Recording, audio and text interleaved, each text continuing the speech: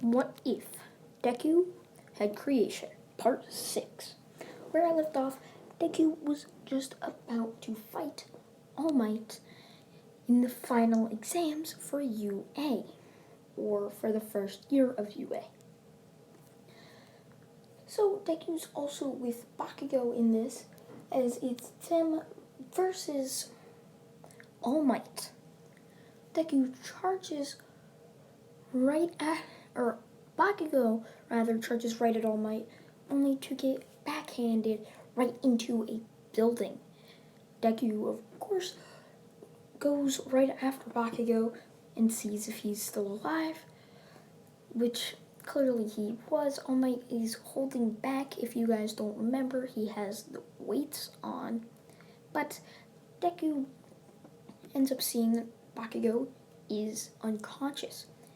He puts Bakugo aside and charges right at All Might, blasting both his ice and fire quirk, mixing them into one, but also making mini explosions with boosted fire on his feet to send him to make him just go faster.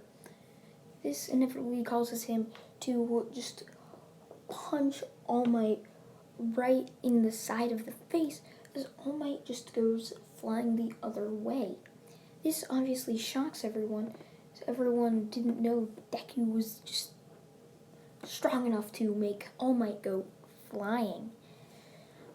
That's when Deku runs back over to Bakugo, picks him up, and runs straight out of the exit, winning against All Might. So everyone's shocked. It took one punch to beat All Might. How is that even possible? They did not think that somebody like that could beat him so easily, even though they knew Deku was stronger than All Might all along. So after this, Aizawa ends up announcing that they're going to be going to a field trip summer camp. Izuku's like, okay, cool, as long as we're training. As everyone piles up into a bus. No, the mall incident never happens, because they never told them. It was just like a surprise summer training, basically.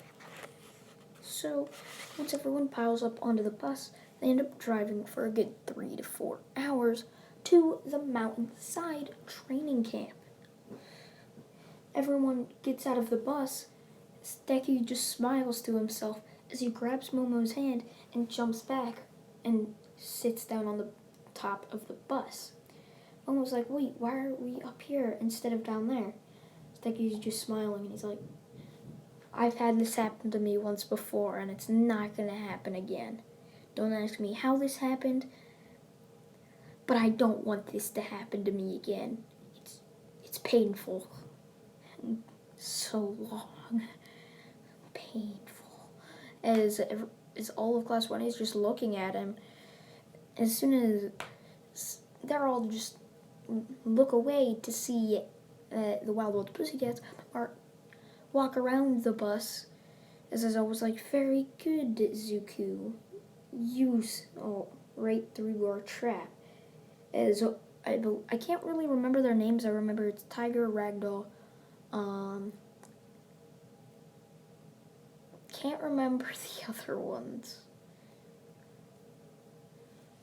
But they had like very weird names besides Tiger. I know Ragdoll's a species of cat though.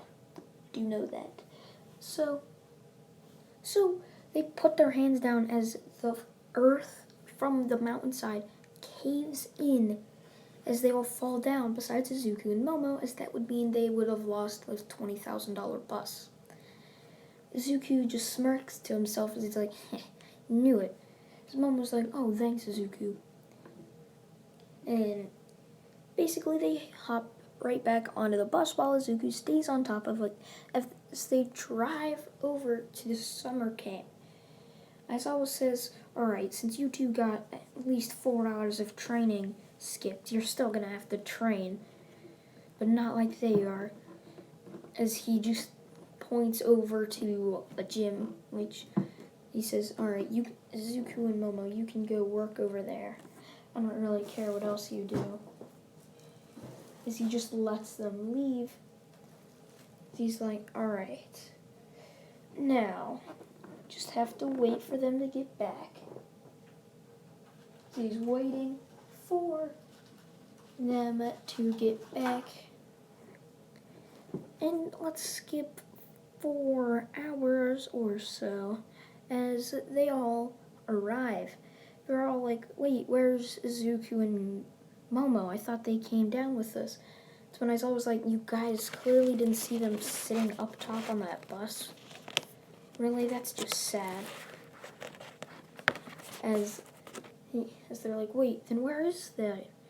As he points over to a gym, as all of Class 1A just sees them working out, and they're like, wait, you guys got to skip all of that? Zuko just looks at them and he's like, yeah. It's pretty easy to see through that trap. Don't know how you guys didn't see through it. Okay. So Deku just goes back to doing his workout routine. As soon as he's done, he says, wait, do I smell food? As he runs over to see that Ragdoll and the rest of Wild Wild Pussycats are making dinner. As they're like, this is your first free dinner. After this, you don't get any. You'll have to cook dinner for yourself. So everyone's like, oh, dang it. I was hoping we didn't have to do that. I thought this was like a vacation. And they're like, nope. This is training camp. So this ain't like your vacation to the beach. Someone was like, what? Oh, I thought it was just something like that. So everyone just drops like, yep, Richard. So after, let's say, about 3 days of training, they are outside after dinner doing the hide and seek of 1B versus 1A. Obviously, the same villain attack happens as Deku this time. He's by the mountainside looking for Koda. So he's like, man, how irresponsible. The kids, or they just let him wander off. This thing is huge. They get lost in this forest. Such an irresponsible parent. Deku keeps walking around until he sees blue flames near a mountainside. He rushes over to see a cliff, under it blue flames raging on, as he sees Koda with Muscular right next to him. As Deku jumps in and sends a torrent of fire right at him, burning the muscle fibers in him, causing extreme pain. Now, remember, arms have nerves, which cause pain.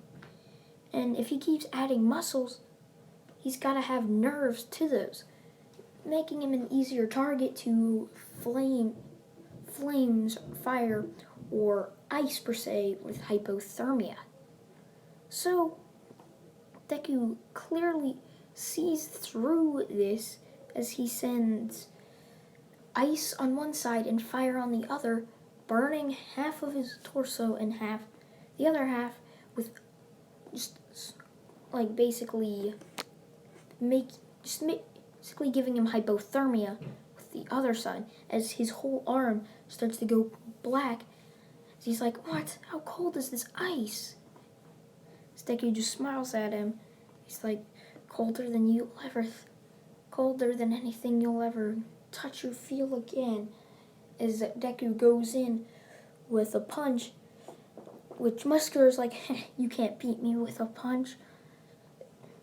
I have better pain tolerance than anybody on our squad. He's like, wait, no, I shouldn't have said anything. Deku's just like, knew there was multiple villains. I just needed somebody to prove it. Deku makes his hand flat as he's like, oh, and I'm not gonna punch you, as he sends a huge explosion right at Muscular, knocking him unconscious. Deku rushes over to Koda as he's like, hey, Koda, kid, are you okay? As he's like, yeah. Deku's just like, it's kind of irresponsible for your aunt to just let you run around all the time. Do you know why she does this? And Koda's like, oh, I don't think she really cares. That's why I don't like heroes. Because my mom and dad ended up dying because of them, and she just never protects me. Always focuses on other people coming to her stupid training camp. She's like, oh, I'm sorry for you. Well, maybe if I talk to her about it, she might change her mind. Koda's like, oh, okay. So Deku goes and talks to her, not right after, but he drops off Muscular and defeats Magni and Spinner, capturing them as well. Now all that's left is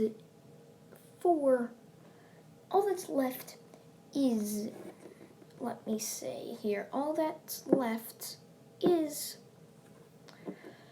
Mustard, who ended up getting destroyed by, or defeated by Momo and Tetsu. And then it's left to Dobby, Mr. Compress, and Moonfish. Moonfish ends up getting defeated by Tokiyami, uncontrollable mode, basically. And that just leaves Dobby and Toga and Mr. Compress. Yeah. So Deku rushes over to the scene to see that Mr. Compress has 2 marbles. He sees Moneta in one of them and Bakugo in the other. Zuko rushes over and tries to beat them, but is too late as Bakugo and Moneta both get captured as they all hop through the portal. Deku just grips his hands and he's like, I'm stronger than All Might, and yet I can't save 2 people. Damn it. As he just walks back frustrated as he thinks to himself that he can save almost anybody, but now he's like, he was stronger than All Might, and yet he can't save his best friend. Now, over at the villain base, they're talking about what they should do with the 2 students. Shigaraki goes up to Bakugo and says, do you want to be a villain? Bakugo, of course, says no. And when he turns to Moneta, he's like, do you want to be a villain? Moneta is like, wait, will I be able to get girls? As Shigaraki's like, if you kidnap them, of course. As Moneta's like, oh, sweet, I'm in. Which is pretty much what everyone expects Moneta to do. As Bakugo's like, Moneta, you traitor. As Moneta goes over, as All For One comes out of a portal, it says, since you have joined me, you shall get this as an appreciation gift. As Moneta is like, whoa, I feel so powerful. As All For One's like, good. It is what's left of my power. Now kill that Shigaraki brat and take his quirk. Shigaraki's like, what? Master, why are you doing this? As All For One just looks at him and he's like, I used you. I needed somebody who's cool and relaxed like him. As he points to Moneta, Moneta's like, yeah, I'll die. As he sends electricity out of his fingertips, kind of like force lightning, as Shigaraki ends up dying in front of Bakugo's eyes. Now, All For One says, no, don't kill Bakugo. He can still be of use to us. Just don't steal his quirk either. We will use him. So that's where I'm going to leave it off, guys. I hope you guys did enjoy What If Deku Had Creation Part 6. See you guys. Bye.